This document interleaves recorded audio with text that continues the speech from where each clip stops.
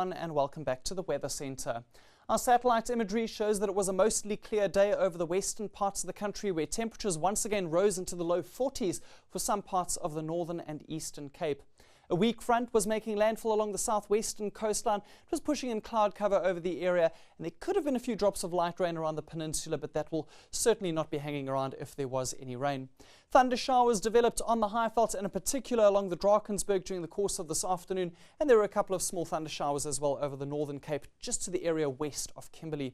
For tonight, the thunder showers continue over the eastern interior, but those storms should be dissipating the later it gets. And as the weak front brushes along the south coast, a bit of moisture moves in over that area. That'll bring a bit of light rain overnight to some areas along the Garden Route coastline. There'll also be a bit of a push of moisture from the Indian Ocean along parts of our east coast. Durban could have some very late rainfall, and similar conditions down towards the wild coast of the eastern Cape.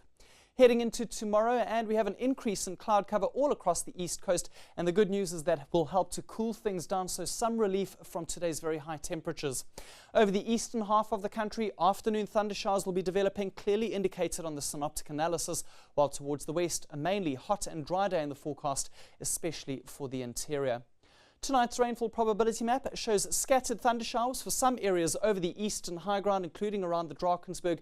Thunderstorms continuing over the eastern Cape, but towards the coastline, as we've seen, there could be some rainfall.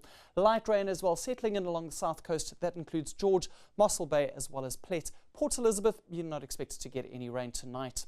Tomorrow morning is going to start off very warm through the central parts, temperatures remaining above 20 degrees for many places, similar along the east coast and in the Lowveld, but we see the shades of green in the south, indicating somewhat cooler conditions for those areas.